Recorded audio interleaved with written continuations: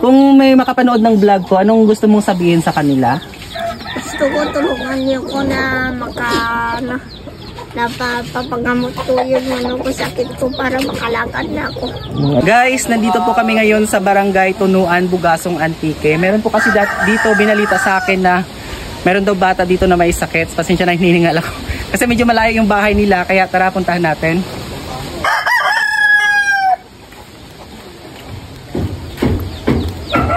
Tao po. Ay magandang umaga. Pwede kang pumasok? Pasok. Pasok. So guys, ito po yung bahay nila. Bali, papasukin natin kasi meron dito. Anak mo tayo may sakit, ha? Guys, papakita natin. Ano pangalan ng anak mo ta? Adrian. Adrian? Adrian Flores daw po guys, ang pangalan ng anak niya. Ilan taon na siya ta? 14 na sa July 27. 14 years old. So ito siya guys, so sitwasyon niya dito. Tingnan niyo guys. Tabunin, sakang mo ga. Tabunin.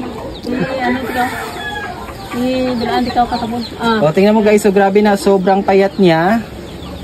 Ayan. Mga ilang taon na yung sakit niya ta? Ay, kadyalara Dala? Ngayon na lumala. Pero kailan pa yung sakit niya na ano? Ay, may bukol ba sa algebra? Nadaradara na ng katuya. Grade 7, guys, kila pa mo. 7. Saan siya nag-aaral? Sa Pangalkagan. Pangalkagan sa Balderrama? Hindi. Bugasong. Kalalkagan National High School. Kalalkagan National High School. Siya po siya guys, so kawawa. Anong pangalan mo? Adrian Flores. Adrian Flores. Ilang taon ka na? 13. Okay. Kung may makapanood ng vlog ko, anong gusto mong sabihin sa kanila? Gusto ko tulungan niyo ko na napapagamot ko yung ko sakit ko para makalakad na ako. Ayan guys, naririnig nyo. Kasi di na ako makalakad. Hindi mo na kaya maglakad. Ano yung gamot na iniinom mo ngayon? Wala na, hindi ka na yun nagtitake ng vitamins. Ano ba to yung findings ng doktor sa kanya? Anong sakit niya? Sakit na nga may bukol kung baga nati. Ang ka-doktor dad kaya i-operahan. Pa ito ura ako itwarta. Ayan guys, sa nais pong tumulong ito po si Nanay Erlinda, ma'am, no? Hindi, Rowena. Nanay Rowena. Bali siya po, yun nga yung sitwasyon ng anak niya. Gusto rin niya ay maipagamot kaso wala siyang pangpagamot. So sa mga nais tumulong po, maaari po kayong kumontak sa akin para balikan natin dito si Nanay tsaka yung anak na si Adrian. Ikaw Adrian, ano bang pangarap mo sa buhay? Pangarap ko ba patayo ng baha? Pangarap mo nang gumaling sana, no? Para maano mo yung pangarap mo, mapatayo ko, mapagaling. Pagkatapos mo sana mag-aral, anong gustong kukunin mo? Anong gusto mo maging ka? Pulis. Maging pulis. Bakit gusto mo maging pulis? Para makatulong sa pamilya ko. Sana Adrian, matulungan ka nila. Dahil pumunta kami kasi dito. Anyway guys, pumunta kami dito. Hindi kami pumunta dito para dito. Binalita lang sa amin dito ng natuluyan naming bahay. Ito nga yung sitwasyon ng bata. Kaya naawa kami. Dumiretso na lang kami dito. Actually wala talaga kaming dala kahit ano. May kunti akong dala ditong pagkain. Yun lang. Pagkain lang talaga namin kasi pupunta kami ngayon sa ilog. So sa gusto pong tumulong guys, maaari nyo pong kaming kontakin para po pag mayroon pong tumulong, babalikan namin dito. Kami na po bahala dito kay nanay at sa bata niya kung mayroong tumulong. Pero sa ngayon wala kami maibibigay kasi nga wala kaming dala. Pero kung konting pagkain dito kasi kakaunti lang talaga. Ibibigay na lang natin ha. Naawa talaga ako kay Adrian. Yes po. Ang bala kasi po namin gumala lang dito. Ngayon po may nag-ano po sa amin, may nagsabi na dala akong pagkain kasi kakainin ko lang talaga to sa Sige lang, okay lang po. Marami namang sana dinala ko na lang yung buong grocery ko. Yes. Ito, pang ano mo. Salamat. Pagaling ka, Adrian, ha. Yes. Sana may makapanood ng video na ito para matulungan natin. Yes po. Naawa talaga ako sa bata.